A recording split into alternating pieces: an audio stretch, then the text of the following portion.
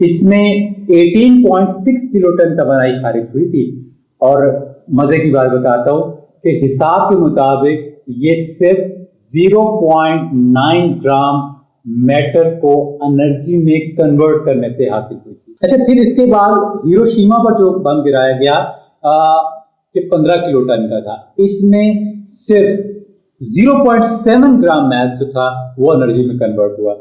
Can you imagine, ایک paper clip کے وزن سے بھی کم، لیکن اس نے پورے شہر کو برباد کر دیا۔ یہ واضح ثبوت تھا کہ E=mc² صرف نظریہ نہیں ہے بلکہ حقیقت ہے۔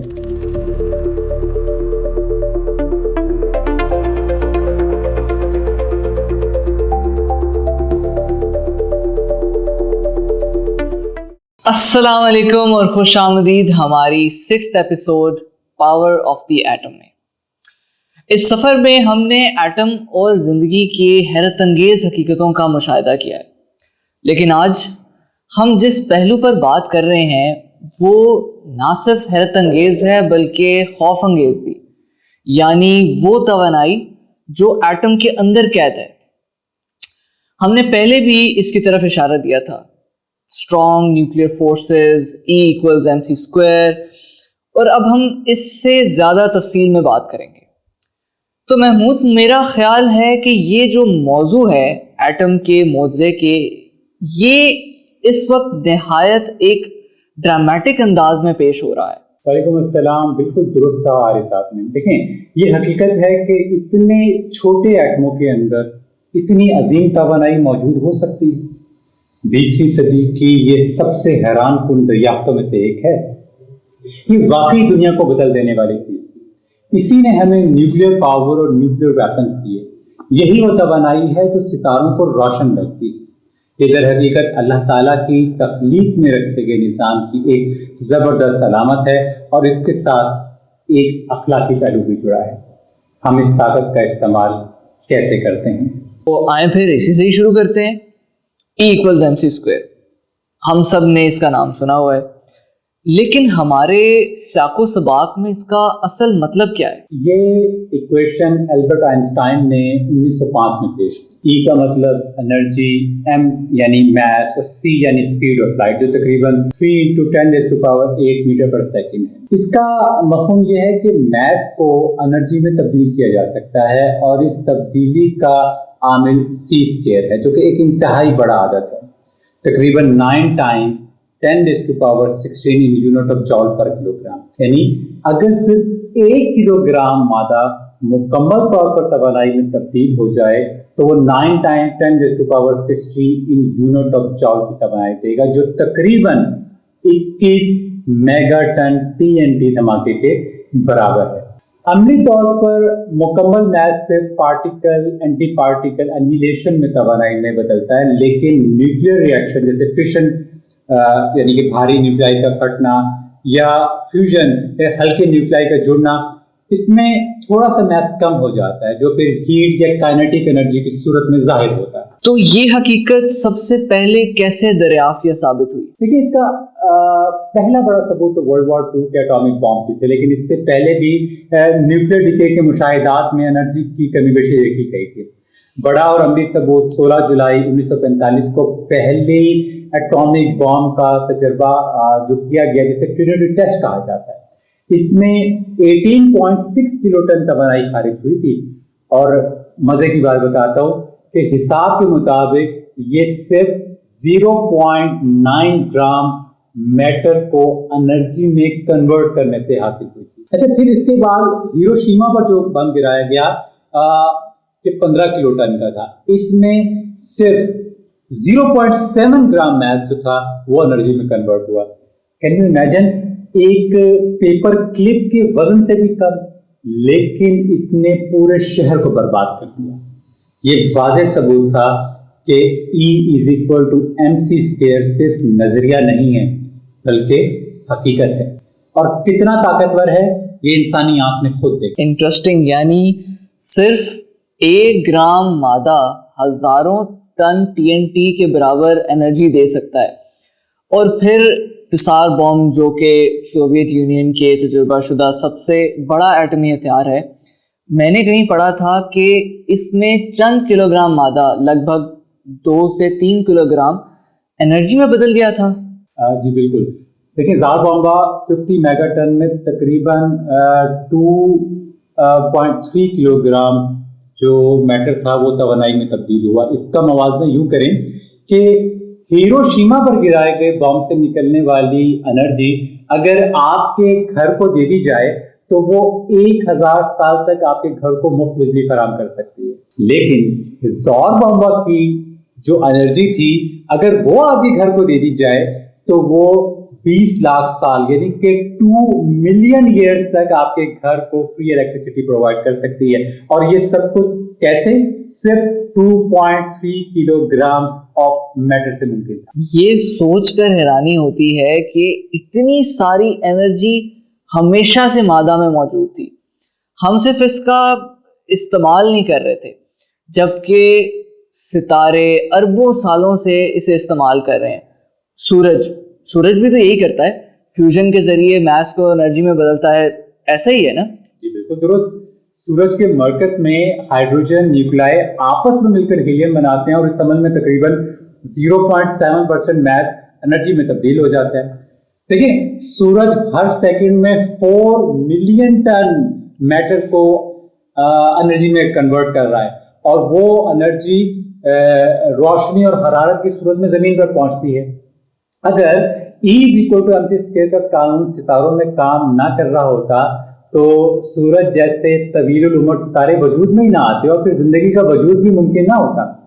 دیکھیں قرآن مجید میں اللہ تعالیٰ فرماتے ہیں کہ وَجَعَلْنَا سِرَاجًا وَحَاجًا، اور ہم نے سورج کو ایک دہکتا ہوا چراغ بنایا۔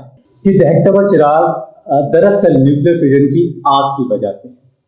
دیکھیں اسٹرانگ نیوکلیئر فورس وہ طاقت ہے جو پروٹونز اور نیوٹرونز کو نیوکلیس میں جوڑ کر رکھتی ہے۔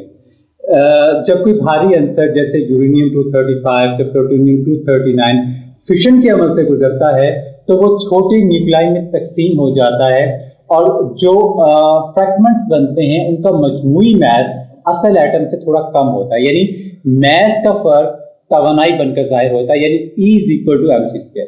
اسی طرح فیوژن میں جب ہلکے عناصر جیسے ہائیڈروجن آپس میں مل کر ہیلیم بناتے ہیں تو پیدا شدہ ہیلیم کا میس بھی اصل ذرات کے مجموعی میس سے کم ہوتا ہے، اور یہ فرق توانائی کے طور پر نکلتا ہے۔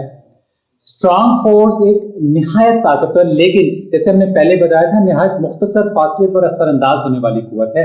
اگر ہم اسے تھوڑا سا بھی اوور کم کر لیں، جیسے نیوٹرون کے ذریعے U-235 نیوکلیس کو ڈیفارم کر کے توڑ دیں تو اندر چھپی بائنڈنگ انرجی خارج ہو جاتی ہے، اور اگر اس کی شدت کا اندازہ لگائیں تو ایک ایٹم کی سطح پر یہ توانائی کے فرق کیمیکل بانڈ سے لاکھوں گنا زیادہ ہوتے ہیں۔ اسی لیے نیوکلیئر ری ایکشن میں توانائی کی مقدار فیول جلانے کی نسبت کہیں زیادہ ہوتی ہے۔ مثال کے طور پر ایک یورینیم 235 ایٹم کی فشن سے تقریباً 200 ملین الیکٹران وولٹس انرجی نکلتی ہے، جبکہ ایک TNT آف مالیکولز کو جلانے سے صرف چند الیکٹران وولٹ ہی حاصل ہوتی، اور یہ فرق بہت زیادہ ہے۔ دیکھیے میں آپ کو ایک اور مثال دیتا ہوں کہ ہیروشیما کی بم میں تقریباً 64 کلو گرام یورینیم استعمال ہوا تھا، لیکن اس میں سے صرف 1 کلو گرام سے بھی کم حصہ 0.7 گرام جو ہم نے ذکر کیا تھا دراصل فشن میں تبدیل ہوا، اور آج کے نیوکلیئر ری ایکٹر اسی یورینیم کو آہستہ آہستہ توانائی کے لیے استعمال کرتے ہیں، ہیٹ پیدا کرتے ہیں جس سے بجلی بنائی جاتی ہے۔ بات ہو رہی تھی ری ایکٹرز اور بمبوں کی، ایک طرف فائدہ مند استعمال، دوسری طرف تباہ کن۔ اب یہ تو واضح ہے کہ ایٹمی طاقت ایک 2 دھاری تلوار کی طرح ہے۔ اگر ایٹمی جنگ چھڑ گئی تو واقعی ساری انسانیت تو ختم ہو سکتی ہے۔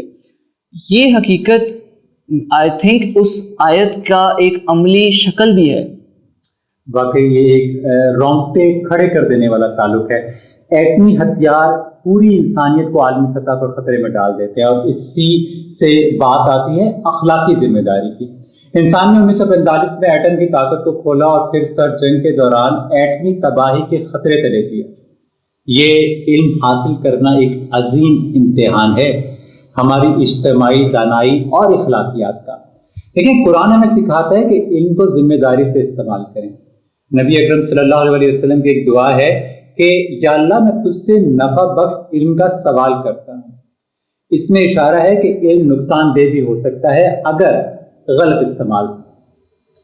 ایٹمی علم سے فائدہ مند چیزیں حاصل ہوئیں جیسے کینسر تھراپی میں ایسوٹاپس یا بجلی کی پیداوار، لیکن اسی علم نے دنیا کے مہلک ترین ہتھیار بھی بنائے۔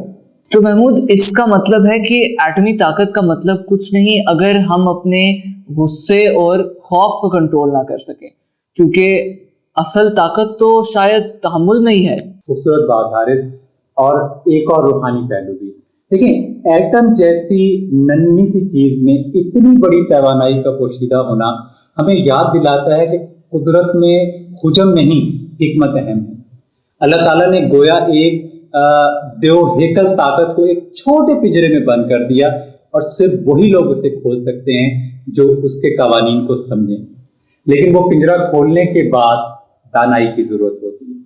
اس کے برعکس اگر ایٹمی طاقت کو پورا من انداز میں استعمال کیا جائے تو یہ انسانی مشکلات کا حل بھی بن سکتی ہے، جیسے بجلی کی پیداوار، خاص طور پر کلائمیٹ چینج کے دور میں، کیونکہ نیوکلیئر انرجی تقریباً کاربن فری ہے۔ مگر اس کے ساتھ ساتھ احتیاط، انصاف اور ذمہ داری بھی ضروری ہے، مثلاً ریڈیو ایکٹیو ویسٹ کی حفاظت یا تمام قوموں کو برابری رسائی۔ ہمیں طاقت دی گئی ہے لیکن اس کا استعمال عدل کے ساتھ ہونا چاہیے، نہ کہ بربادی کے ساتھ۔ پھر وہی فائن ٹیوننگ کا کانسیپٹ واپس آتا ہے۔ ہم نے پہلے بھی بات کی تھی کہ اگر اسٹرانگ نیوکلیئر فورسز میں تھوڑا سا بھی فرق ہوتا تو نہ تو ستارے، نہ اٹامک عناصر، نہ زندگی۔ اگر یہ فورس زیادہ کمزور ہوتی تو نیوکلیئر ٹھیک سے جڑ نہ پاتا، کوئی ہیوی ایلیمنٹس نہ بن سکتے، اور اگر یہ فورس زیادہ طاقتور ہوتی تو ستارے جلد ہی تمام ہائیڈروجن جلا دیتے یا جلنا شروع ہو جاتے۔ یعنی یہ طاقت بالکل اس طرح سے بیلنسڈ ہے کہ ستارے اربوں سالوں تک اسٹیڈیلی جلتے رہیں اور زندگی کے لیے ضروری انگریڈینٹس بناتے رہیں۔ ایسا ہی ہے، اگر اسٹرانگ فورس صرف 2% زیادہ ہوتی تو ڈائی پروٹون آسانی سے بن جاتے، جس سے ستاروں کا نظام بدل جاتا، اور اگر تھوڑی سی کمزور ہوتی تو ڈیوٹیریم سے آگے کوئی ایلیمنٹ نہ بنتا۔ زندگی کے لیے موزوں کیمیائی نظام کے لیے توازن انتہائی نازک ہے۔ یہ سب کچھ ایک واضح لاجیکل آرگومنٹ ہے، یعنی کائنات کا بامقصد ہونا۔ اور بہت سے سائنسدان بھی یہ محسوس کرتے ہیں کہ کائنات کی یہ ترتیب گویا کسی ذی شعور خالق کے ارادے کی علامت کو ظاہر کرتا ہے۔ دیکھیں تاریخ اور انسانی کہانی کو اگر یاد کریں تو ہیروشیما اور ناگاساکی کے بعد ایک اجتماعی صدمہ محسوس کیا گیا۔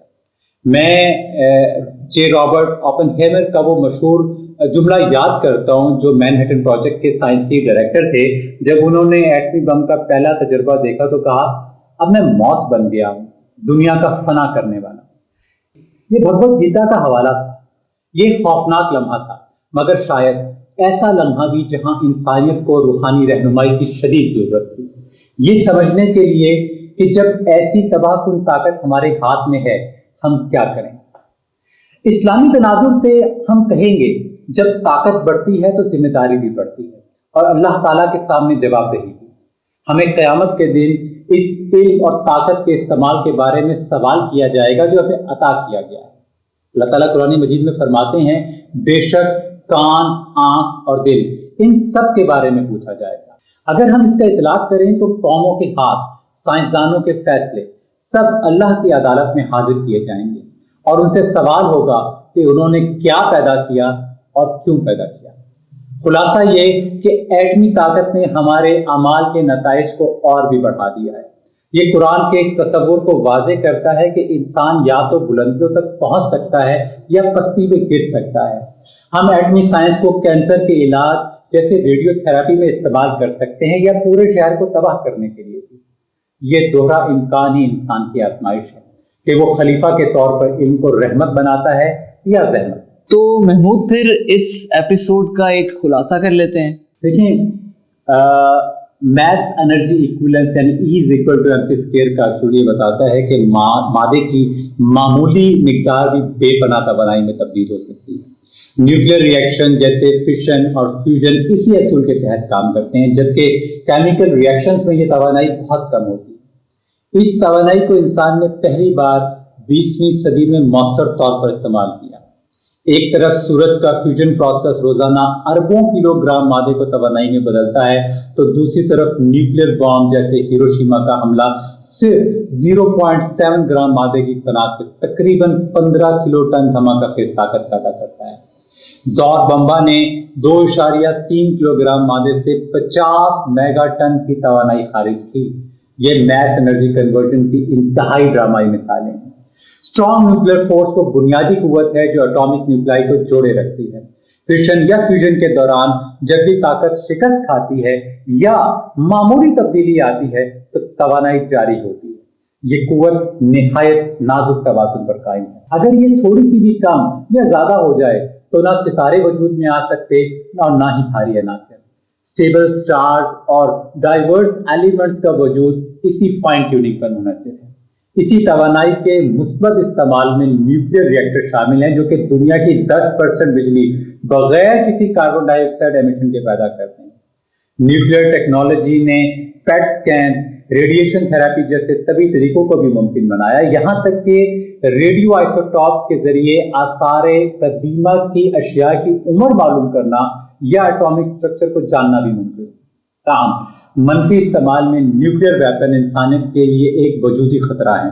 हिरोशिमा और नागासाकी के हमलों में 1 लाख से ज्यादा अफराद फौरी हलाक हुए और आज की हथियार इससे कहीं ज्यादा खतरनाक है। मुकम्मल न्यूक्लियर वार इंसानी तहजीब को तबाह कर सकती है। ऐसी ताकत के साथ इंसानियत को एक आला सतह की मॉरल रिस्पॉन्सिबिलिटी सौंपी गई है। कुरान के मुताबिक इंसान जमीन पर खलीफा है और इल्म एटम के साथ ये किरदार सख्त आजमाइश में है। हमारे पास एक तरह की खुदाई जैसी ताकत है और इसीलिए हमें अदल, रहम और ज़ब्ते नफ्स जैसे खुदाई औसाफ को अपनाना होगा। कुरान खबरदार करता है, अपने हाथों खुद को हलाकत में ना डालो। एटम के अंदर पोशीदा तवानाई अल्लाह की कुदरत और हिकमत का एक जबरदस्त मजहर है। कुरान फरमाता है, अल्लाह हर चीज पर कादिर है। भला कौन सितारों की आग को एक जर्रे में महफूज कर सकता है? जब खालिक की तख्लीक में इतनी ताकत छुपी है तो खुद खालिक की कुदरत का अंदाजा कीजिए।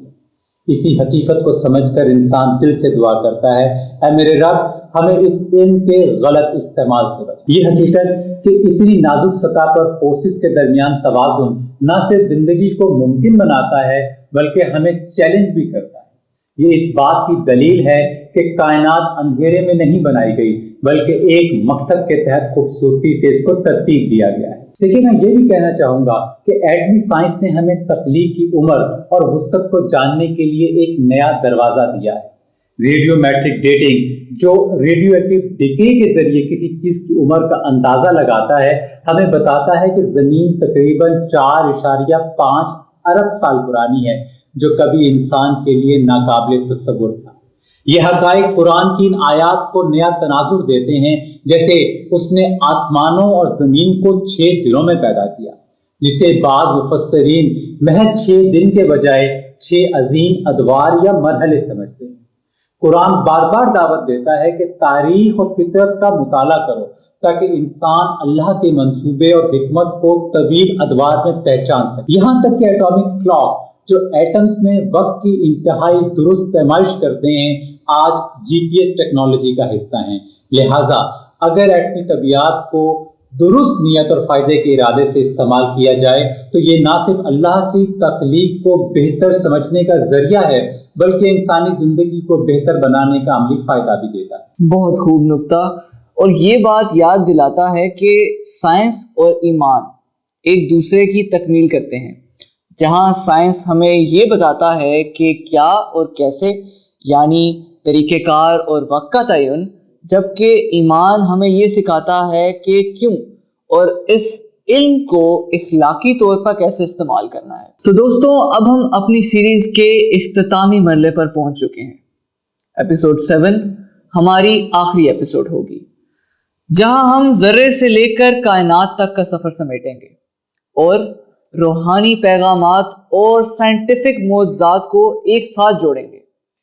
شاید یہ قسط زیادہ تدبر اور بصیرت پر مبنی ہوگی جہاں ہم سب کچھ اکٹھا کریں گے۔ انشاءاللہ ضرور۔ ہم اب تک کی اہم دریافتوں کا جائزہ لیں گے اور اس پورے سفر سے جو روحانی بصیرت ملی اس پر گفتگو کریں گے۔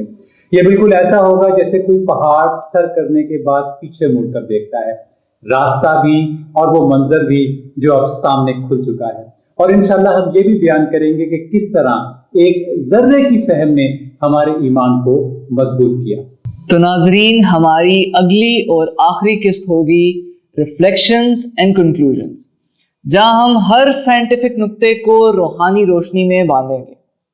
اسے ہرگز مت چھوڑیے، یہ قسط آپ کے دل اور دماغ دونوں کو روشن کرے گی۔ شکریہ، اور اگلی قسط میں ملاقات ہوگی انشاءاللہ۔